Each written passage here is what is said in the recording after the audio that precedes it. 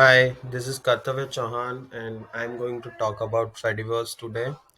So, what is Fediverse? Fediverse is basically federated universe. Fediverse is a network of different decentralized platforms. Platforms can be used for file hosting, microblogging, or different kind of social medias like Instagram or YouTube.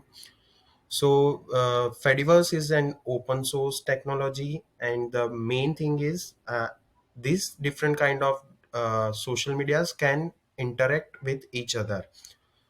Fediverse is basically a hybrid model of Instagram, WhatsApp, Twitter to all together.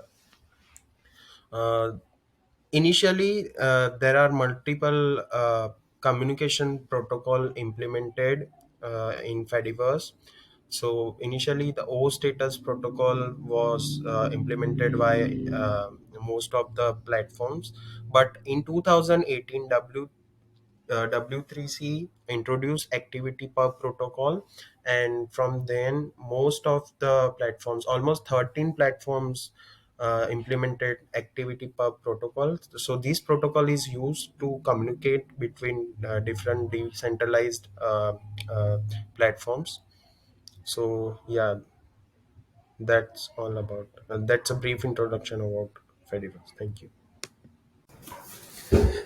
So hi, I majorly worked on the Mastodon part of Fediverse. So what Mastodon is like, these are independent instances being built by some person, and the person is going to be the sole owner of that particular instance. What do I mean by sole owner is that he is the only one who is governing the rules of that those instance, what needs to be posted, what kind of discussions should be there. So how is it possible in Mastodon? Because there is this term called federation that comes into picture, and that makes it Mastodon different from Facebook, Twitter, etc. Mastodon is relatively equivalent to Twitter, but the terminologies are different. So yeah, I was explaining about federation. What federation is like, what you have seen in Facebook and Twitter is that there is this single governing body sitting in California, controlling what needs to be posted on the website, what kind of content should be there, whether there should be ads or not, because they are charging a hell lot of money for those ads. So yeah, so what federation does basically is it allows the governing body or the sole person who created an instance the right to provide the rules of the particular instance, what needs to be posted, what needs to be discussed over there.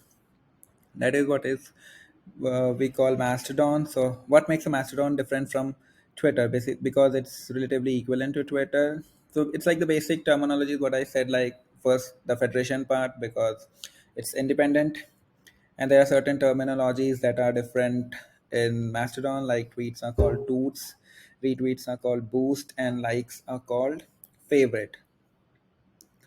So benefits of using a Mastodon is like you can set your own privacy settings into it. You can set content warning. You can just set, like, if you don't want to show certain things to certain people, you can easily just do that on a Mastodon. So yeah.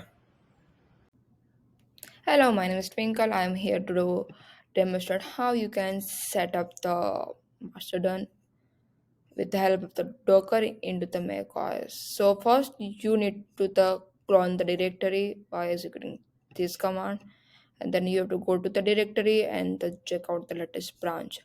After that, you have to open the docker.compose YML file into your text editor like this.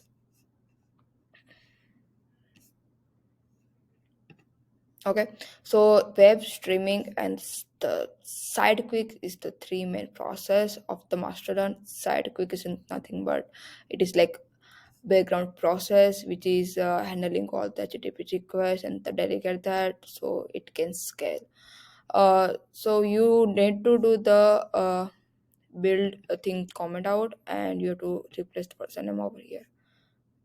So these are the two steps, and then you have to copy the sample file to the real file and give the permission for the public system.